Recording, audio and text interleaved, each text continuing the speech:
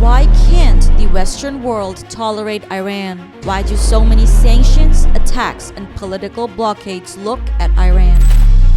Hundreds of countries on the world map, but why can't the Western powers tolerate one country, and that is Iran? They're trying to keep it imprisoned in a cycle of sanctions, attacks, espionage, and pressure. The only question is, why?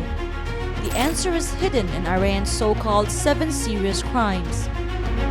Behind the poisonous Iran has become in the eyes of the Western world, there are dark alleys of geopolitics, corporate interests, ideological conflicts, and a revolution of identity.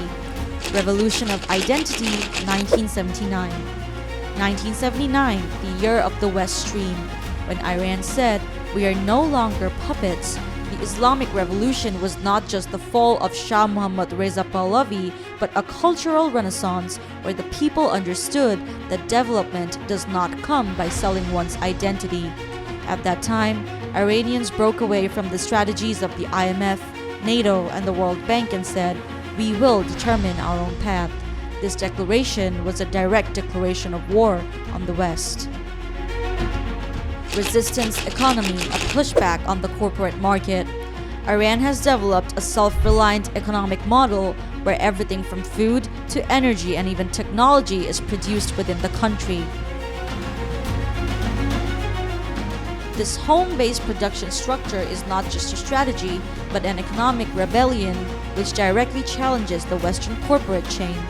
Iran has understood that doing business in dollars means being subject to Western financial rule.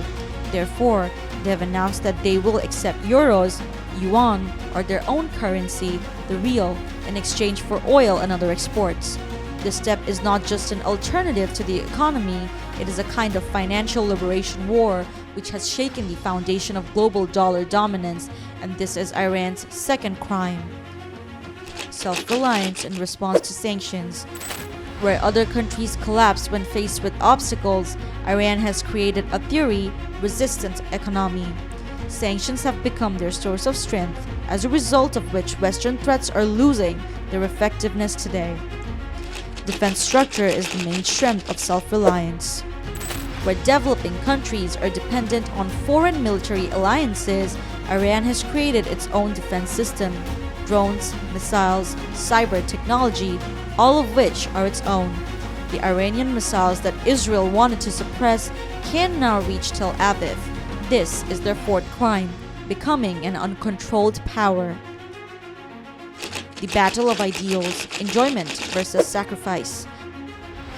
While the West teaches that life means enjoyment, Iran says life means sacrifice. A society where religion, technology, and faith coexist is the ultimate opponent of Western liberalism. The leadership of the resistance, Iran's shadow in the Middle East. Iran has spread an ideological influence not only for its own country, but also in the Middle East. Hamas, Hezbollah, and Houthis, Iran's support is behind all of them. Israel knows that if Iran cannot be stopped, the resistance in Palestine cannot be stopped.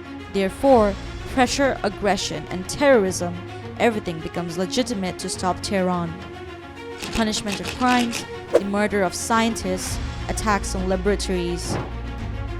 Starting from scientist Fakhrizadeh and General Qasem Soleimani, drone attacks, cyber attacks, and espionage, all are part of this punishment, yet Tehran has not bowed down.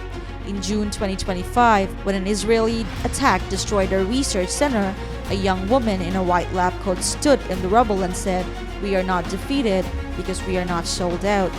Iran today is no longer just a territory, it has become a philosophy of life, where a revolutionary entity has been created by a mixture of technology, faith, freedom, and sacrifice, a silent but firm resistance in the face of Western domination. Iran is a criminal to the Western world, but it is not about interests, but about ideology. S.M. Sharman Jahan, Daily Sun. For more updates, follow us on Facebook, subscribe our YouTube channel, get the latest update on www.daily-sun.com.